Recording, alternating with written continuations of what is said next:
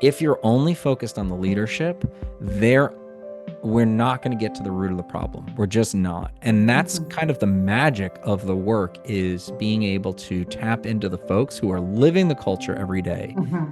and they will tell you actually what's in the right way. If you approach it in the right way, in a series of, Yes. building that trust and not just asking questions, but bringing them through a series of exercises, we'll be able to get to the root of some of the really, really important behaviors that need to start changing. Digital Audio Health by Cymatrax.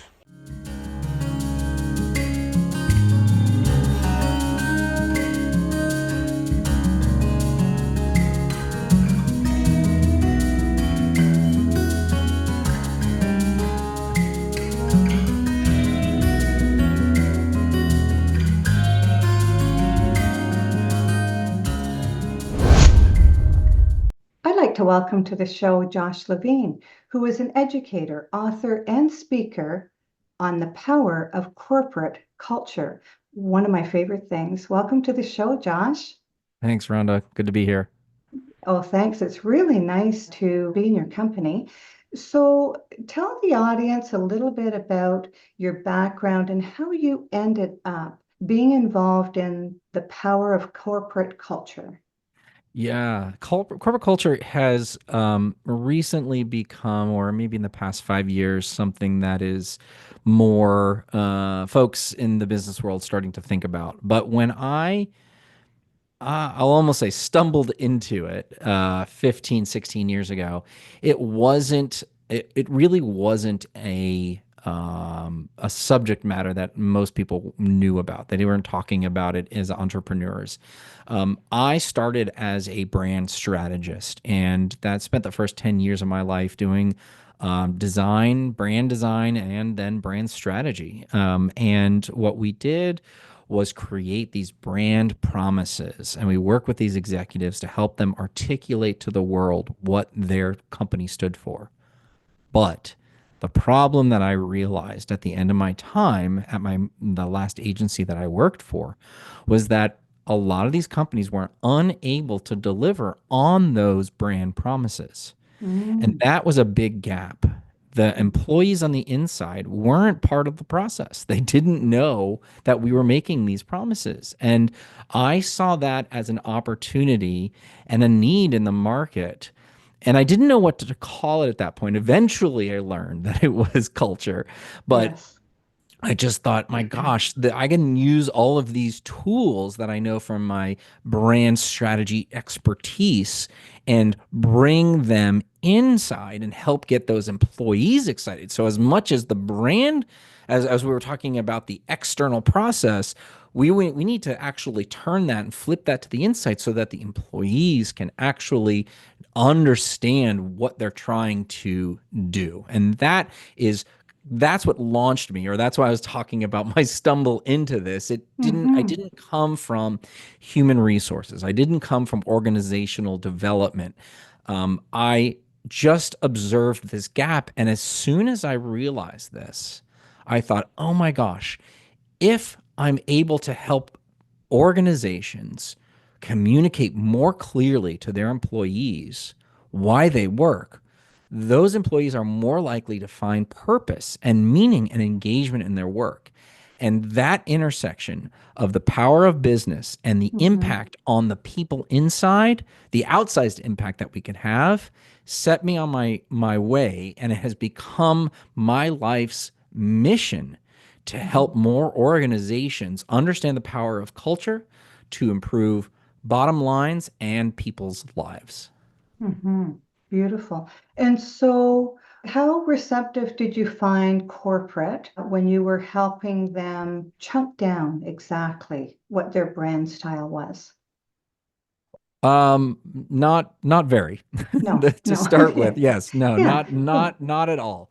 What tends to be the challenge, and the reason why I have spent the majority of my career now trying Hmm. to make this case for the power of culture, is because culture doesn't get acknowledged, realized, or addressed Okay. until there's a crisis, until Mm, some CEO gets shamed or some executive leader misbehaves or some kind of break occurs when an organization, and often when an organization is scaling, that's when they're mhm, most likely to see the amount of change and the effect that it has.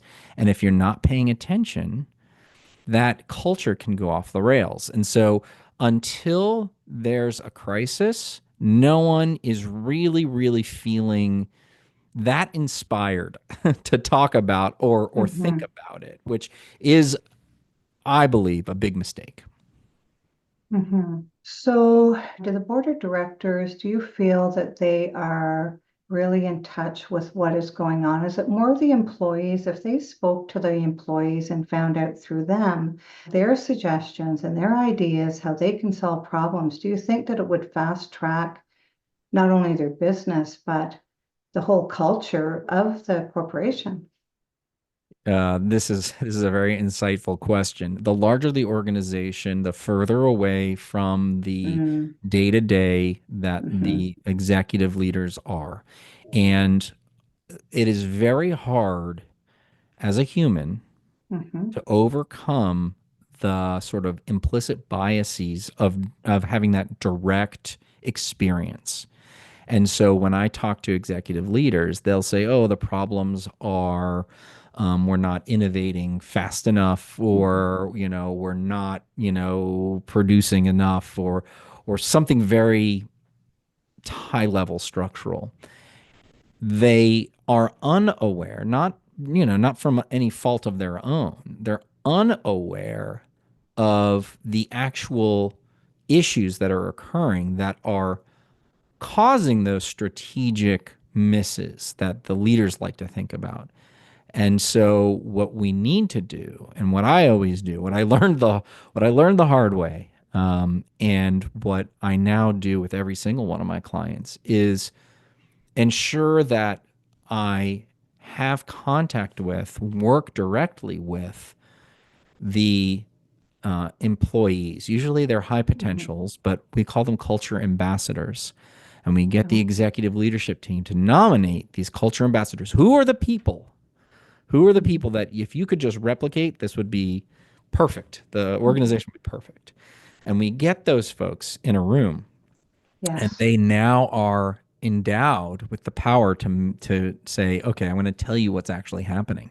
And it's 100% of the time different than or a sharper view of some of the challenges that the leadership team sees. And Mhm, if you're only focused on the leadership, there we're not going to get to the root of the problem. We're just not. And that's mhm, kind of the magic of the work, is being able to tap into the folks who are living the culture every day, mhm. and they will tell you actually what's in the right way. If you approach it in the right way, in a series of Yes. building that trust and not just asking questions but bringing them through a series of exercises, will be able to get to the root of some of the really, really important behaviors that need to start changing. Mhm. And so, with this change, what do these corporations end up learning about having people who are on the floor, sort of thing, and know the problems? And when these problems start getting solved, Mm, what happens to that corporation? Does profit improve? mm. Does morality improve? Do they have less sick days? Like, what goes on here? Yes, let me first close the gap, or address one Sure. one piece here that I don't want to miss. When oftentimes the work that Hmm. I'm asked to do is to help an organization define their values. Values are not the only thing that direct or improve culture or as a tool of culture, but it is one that is the one most popular, or one that has the most awareness. And so when we think about values as a tool or a container for behaviors, so that's what you're questioning. How? Okay, so now Hmm. what behaviors are going to change? But they don't. It's not just, okay, here's our new behaviors, here's the value set. Just because we define it and put it up on the wall doesn't mean things change.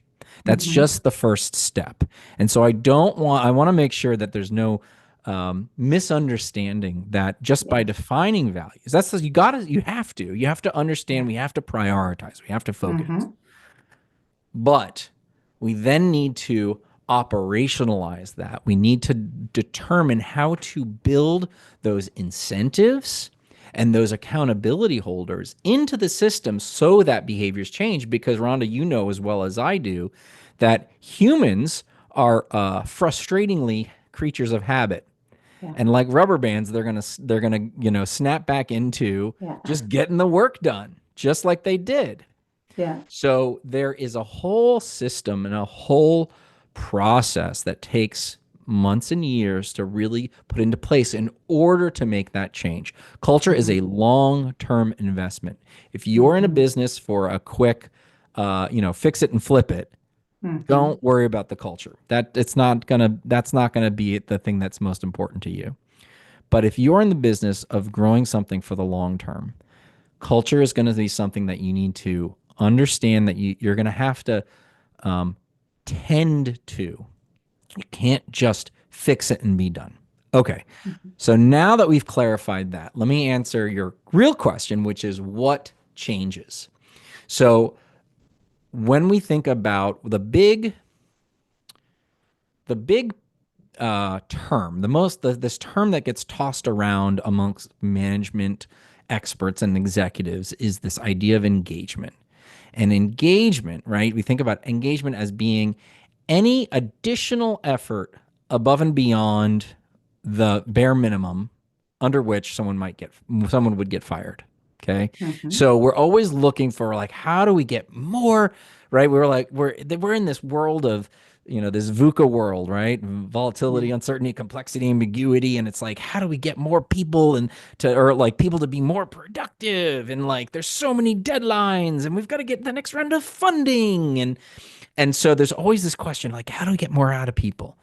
And the traditional drivers of like, you have to hit this level and we'll reward you if you hit it or punish you if you don't, is a shortcut that is going to backfire on you. And what you're looking for is engagement, because engagement is not just hours.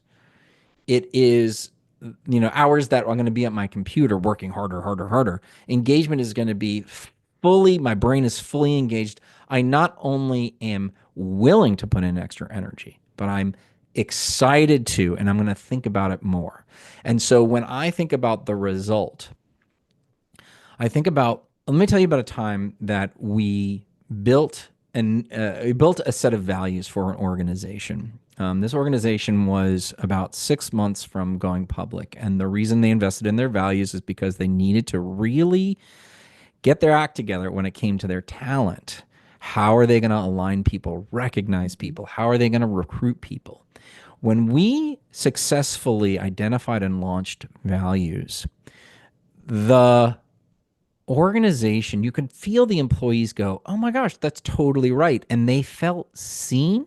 It's almost like the system-wide result of being seen. They felt like, oh, that's totally right. And that was a really great indicator of people going, oh, I feel like that makes a lot of sense. I can see myself in it and I can feel engaged in that. I believe in this. This is the organization acknowledging the truth that I feel as an employee every day. So by seeing that, and that's just one example, they were able to lean in. Now, that's not going to, take you all the way. That's not like just one instance that's going to go, okay, now we're good. Of course, you're going to have to deliver on that. You're going to have to manage towards that. You're going to have to recognize those values-driven behaviors. But what happens is there's an honesty in the relationship between the employee and the organization. You probably know and have experienced organizations where there isn't a level of trust between the employee and the organization. Oh, they did this and I felt that wasn't the right move, or I felt undercut as an employee. That is going to detract from that level of effort. You're like, well, why am I putting in this extra energy if the organization isn't supporting me, if the organization isn't making great choices for my group? And so what we're trying to do is create that, establish and clarify what we're all trying to do, how we're trying to do it, and how we're going to move forward together in an honest and transparent way. When we have that, then as an employee, I don't have to negotiate with all the blocks and the blockers of, all the things that may or, I might get, punished for. I'm going to, and this is the ideal case, I'm going to be able to lean into that. And when you unlock that extra engagement, when people feel the company is supporting them and giving them what they need, both Yes. in a monetary, physical way, but also in this sort of emotional, spiritual, or like purposeful way, then it's going to drive all of those things that you mentioned. They're more productive. They're more excited to work. They're going to help the organization become more profitable. They're going to call out some things, some of the challenges that they see if they feel like they're going to be heard. And that's when you really start to see the exponential benefit or exponential return on the investment that is going to make the difference in year 2, 3, 4, 5, and so on. Mm-hmm. Yeah, and it is measurable, isn't it? I mean, when you have happy employees, they're not taking as many sick days. And as you say, they're a lot more productive as well, right? Yeah. So, and what about recognition when Mm. corporations recognize their employees? I mean, sometimes they'll run competitions between, if they have teams, and they'll run competitions between teams so that they're recognized, Yeah. Yeah. departments and Yeah. stuff, right? Yeah. Yeah. Well, recognition is I would say a sticky, complicated Yeah. issue. Mm-hmm. Because for some reason, which we can get into, we have tended to get into this mode where we recognize for outputs. Mm-hmm. And you know this, everyone, I'm sure every one of your listeners know this from the experience of, how a sales team, whether with a current company or a previous company, how sales teams are recognized. If Mm-hmm. you hit this quarter's goals of X number of widgets sold or services expanded, you're gonna get a flat screen TV or a big gold award or whatever the hell it's gonna be. And the problem with that is if you turn the screws so far in either the reward or the punishment, those, and I know plenty. I know a few of these in my own experience. Those salespeople are going to lie, cheat, and steal Mm-hmm. to deliver on those metrics. Okay. Right. And so Mm-hmm. that's the problem with rewarding outputs. And so, what my paradigm suggests, what I believe, is you need to reward the how and not the what. The what is the output, the Mm-hmm. how are the values. How are you getting this done? And so, what you need to do is establish your recognition and rewards program, however you want to do it. There's a million different kinds. Mm-hmm. The most important thing is to rewards values driven behaviors. That way, and it's harder to do, right? It's a little harder to measure than number of things sold. That's Mm-hmm. easy to count for. But if you're able to create a system that allows for peers, managers, executives, in a formal or informal way to identify when someone is making a choice based on a value connected to the values, then you're going to get a reinforcement of that particular driver, that behavior, that value, and you're going to demonstrate to other people inside the organization that this is what matters. Mm-hmm. This is the most important piece. You can say these people that I'm elevating here that are getting these recognized. And it could be an individual, could be a team. You could have, Mm-hmm. a team that delivers on a particular value. It could be this, it could be a big grand gesture, or it could be a small emoji thank you with a custom, it's like a Slack thank you with a custom emoji. We had a client do Mm-hmm. that where they built little emoji gifs for each one of the values, so that whenever you hashtag, you put a hashtag name of value, that little emoji popped up. And that's part of the system. It's easy to do. Hey, thanks, appreciate it. That was amazing. And so Mm-hmm. when I'll just restate this by saying that most of the time, value recognition programs, rewards and recognition programs, they're rewarding the wrong thing, and they're using the wrong thing to reward with. And that's what we need to fix for long-term value creation, for long-term business benefit. Excellent. Excellent. So, how do rituals play a part in building teams or building? Do you want to answer Rich, that? yeah, Yes. yeah, yeah. So this is become the most important component. So in my book, Great Mondays, Mm-hmm. I I outline the six components of culture. And we've already talked about a few of them.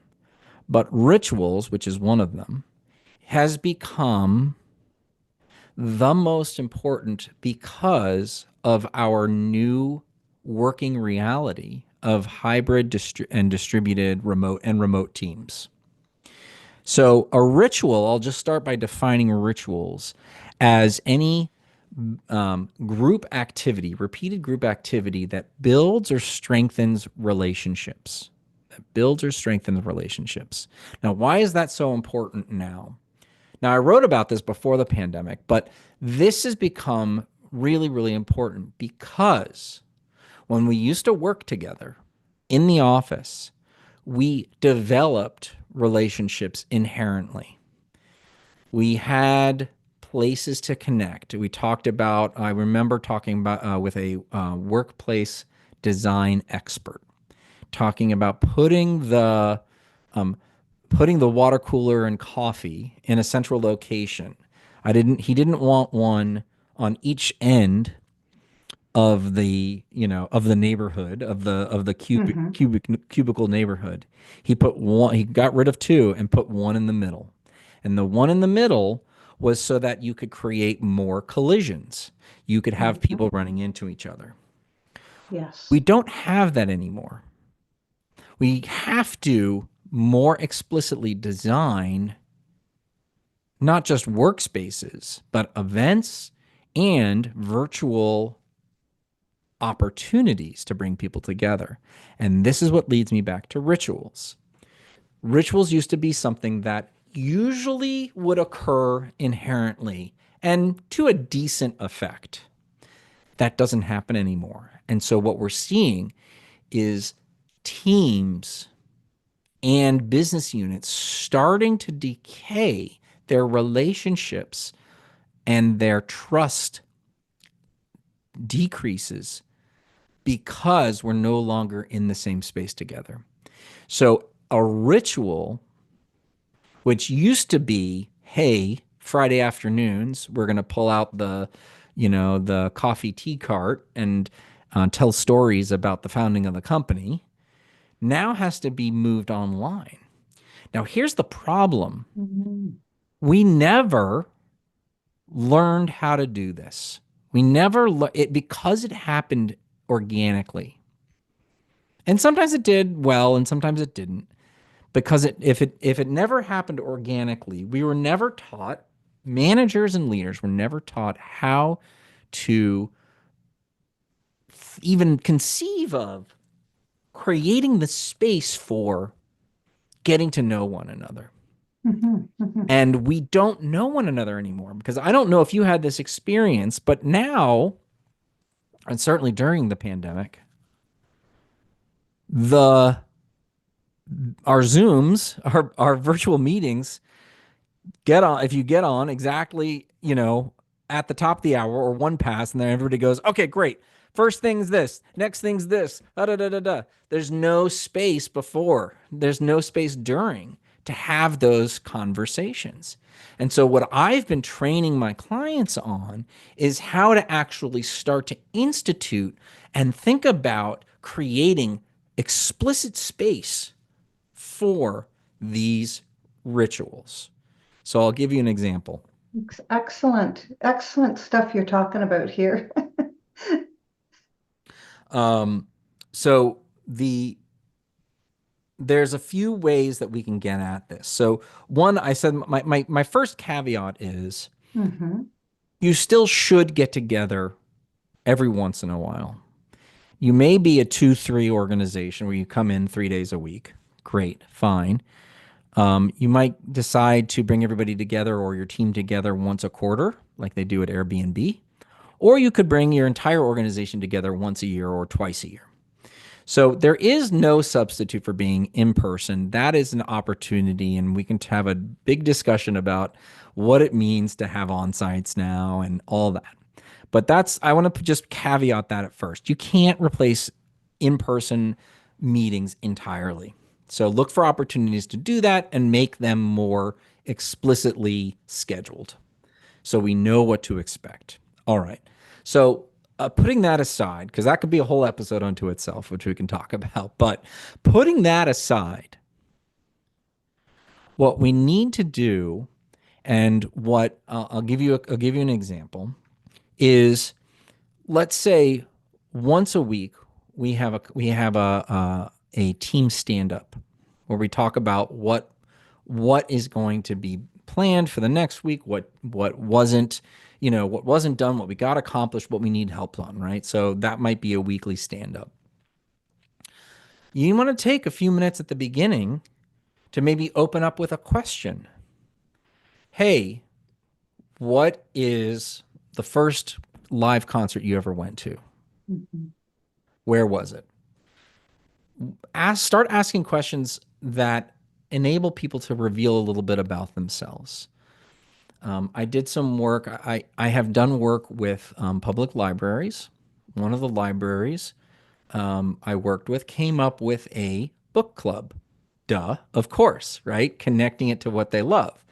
So by instituting a book club, every month they would get together and talk about it.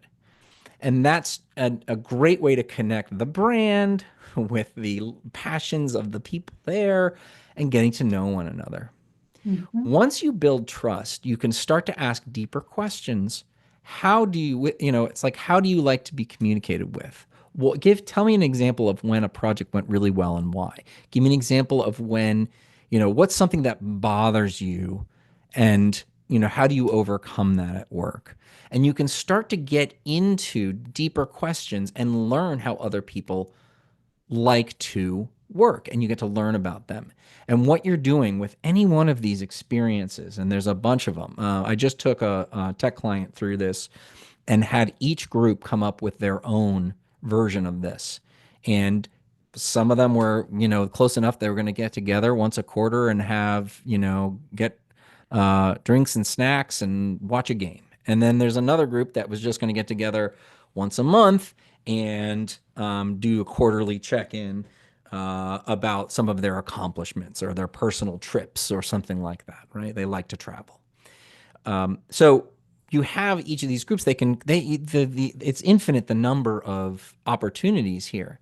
But what you're doing is you're actually learning to see another person as a whole human, not just as a node in a network to help you get things done.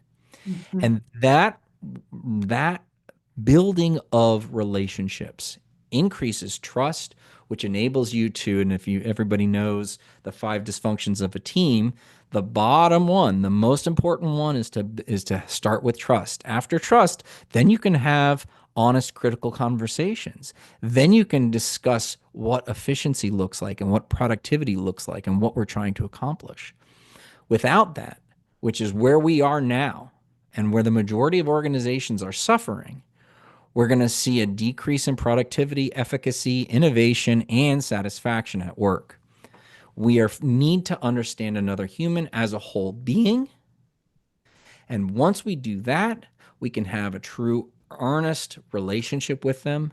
And then we can actually both do better work and enjoy the work that we do better. Mm-hmm. Beautiful, beautiful. So you mentioned your book, Great Mondays. And so a lot of people would probably want to buy that book because there's not a lot that think, oh, goody, tomorrow's Monday. After a weekend, they actually start stressing out probably Sunday afternoon. They're so happy to get off work on the Friday and then start really, some people dreading, and more heart attacks are on Monday morning than any other day of the week. I don't think I knew So that. you, oh yes.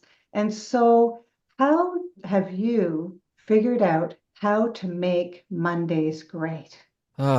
Well, listen, I mean, I think I start from a good point. I'm a sort of naturally optimistic, positive person, but I have suffered through and thought about, what am I doing here? At previous work when my son was first born, Mm-hmm. 17 and a half years ago. I was at work and I'm like, what am I doing? Like, why am I here? Why am I not doing this more important thing? And that was kind of the genesis of this thought that led me to this concept of Great Mondays. Okay. How can I do that better? And I think it starts with knowing what's important to you. What is it that drives you? What do you need? Do you need more structure? Do you need more self control? Do you need more autonomy? And for, for what company are you working? And do you understand? Are you clear about why you're trying to do what you're doing? So, getting a job, you've got to think about it more broadly. You've got to think about your role inside the organization. What are you doing for the organization? What is the impact you're having? What is the impact that the organization is having on the world?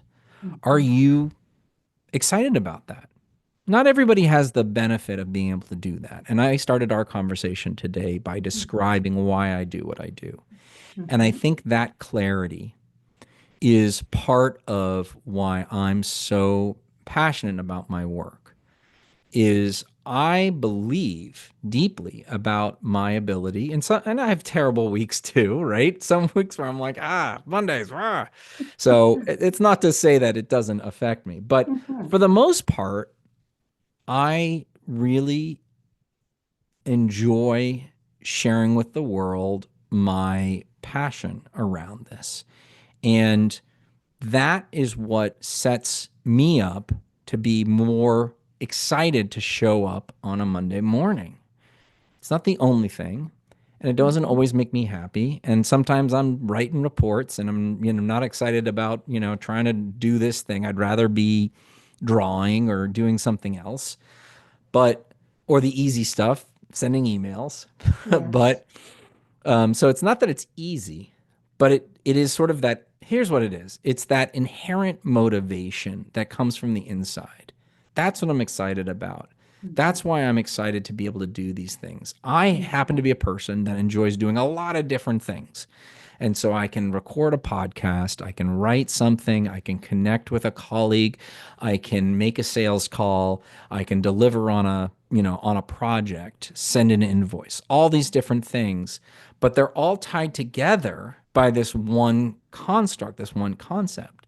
And so I would encourage anyone who is interested in getting reinvigorated or defining for themselves what it is that they do and why they do it. I think that journey of clarification around what you are passionate about, why you want to do what you're doing, how did you get here, is going to be a great first step. And you may decide, this is the company or this is the role that I want to be Yeah, in. But it certainly may not be. it may not be.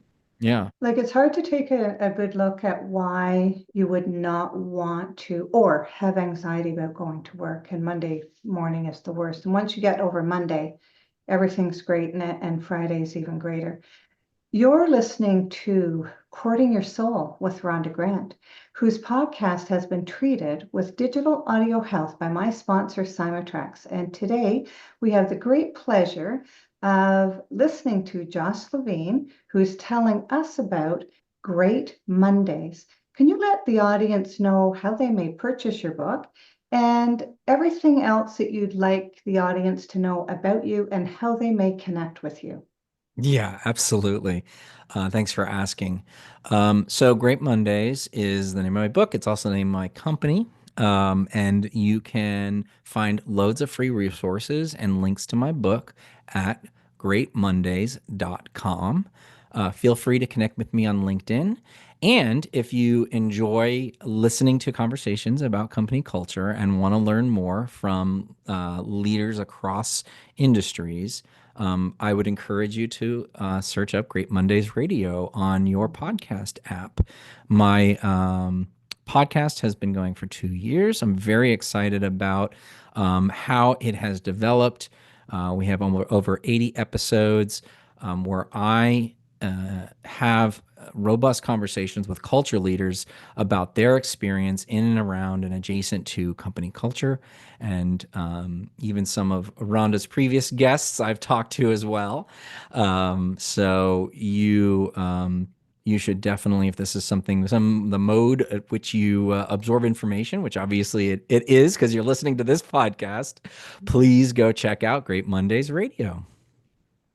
Beautiful. And it's so nice to interview another podcaster because we know what we go through during an interview. One of the questions I like to ask my guests on the show is, what extraordinary discovery have you found in your life other than Great Mondays? What extraordinary discovery. As much, I'll tell you one that I've been thinking about a lot lately. So I mentioned my son, who's almost 18. I also have two daughters who are 14, twins. And for those parents out there, they know whether you have 1, 2, 3, or more kids, those first 5 to 10 years are really rough. And all I wanted was a break, right? Was ability to sleep in and take some time to myself because it's like it's 110% for years, years, and years. But now, while sometimes it's a bit noisy in the house, now if everybody's away, let's say in summer, they're away at camp, I find myself yearning for their presence because it's so much more interesting and fun. And so I know that eventually, sooner than later, we're going to have a much quieter house. And my son will be going off to college next year, and then the girls a quick 4 years after that. And so my discovery is that when the kids are around, I actually put myself in the center of when they're out and about and they're, in the living room or they're hanging out or whatever it is, instead of um, hiding away and watching Netflix in bed, I will spend my time being present, even if I'm not interacting directly with them. I'll read a book or play a game with them. And to me, that's, a kind of a realization of when they're out of the house, I had this flash of like, oh, this is what it's going to be like. And I mean, it's just not going to be the same. And so I really try to cherish that noise and stress if I can, as much as I can, because it's not going to be forever. It's going to be very quick. We're going to very quickly get to that point where it's going to get very quiet and boring. Well, it's very insightful of you because a lot of people don't realize until the child leaves or children leaves how valuable it was to have them in the home, have their energy, have their presence. I mean, you've had them at the home for 18, sometimes 20 years, and it's really hard. There's a lot of tears when especially when the first one leaves. Is there anything that I haven't asked you that you'd really like to talk about? I'd love to hear that. Mm. Well, this is my passion.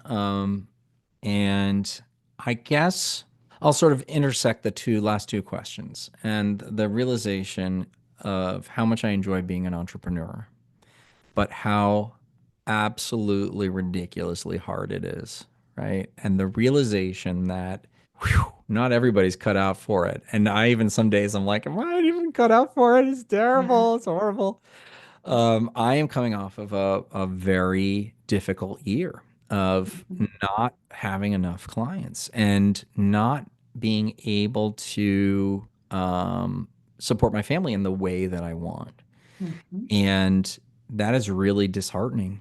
And I, it is that passion for what I do that drives me.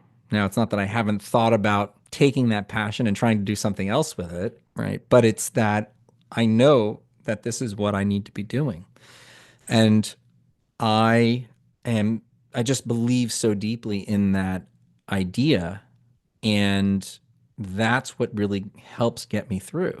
Now, I also, work life balance, my family, having a good relationship with my partner, all of those things are really what you need to have and deliver on day in and day out. I'm sure that I've learned this from other entrepreneurs that have come before me of like, because the entrepreneurial journey is so up and down and crazy that you need to be non-negotiable about your nutrition and your exercise and your relationships and everything else because you have zero Mhm. control over Mhm. your business. There's nothing to insulate you from the craziness of your clients and your market and the market.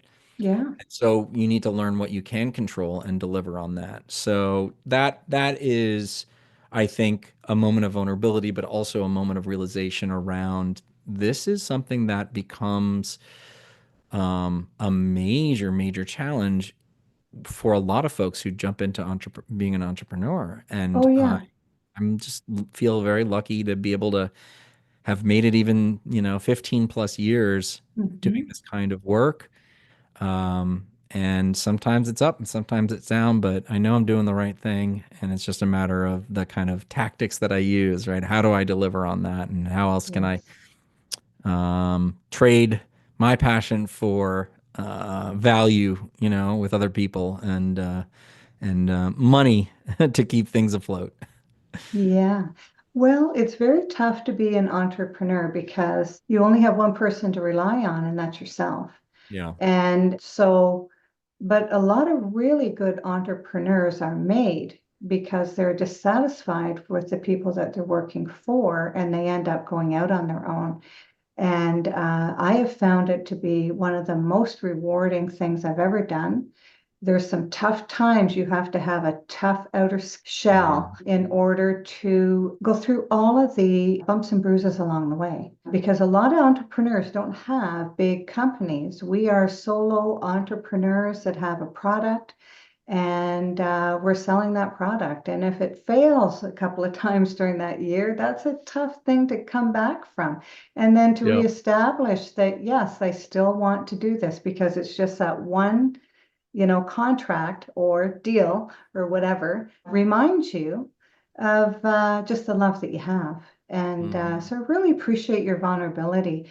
And because there's a lot of entrepreneurs out there, we have, countries are going through some difficult times. I know I'm from Canada, but I believe you are from the States, Mhm. and Yep. we're both heading into elections. So there's a lot of uncertainties, right now as well.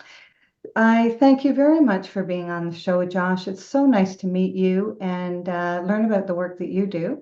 And so thank you so much. It was lovely spending time with you. Thank you. Great to be here. Thank you for listening to Courting Your Soul with Rhonda Grant, whose podcast has been treated with digital audio health by my sponsor, Cymatrax. Theme song for Courting Your Soul is Sun on the Water, composed and performed by John Park Wheeler.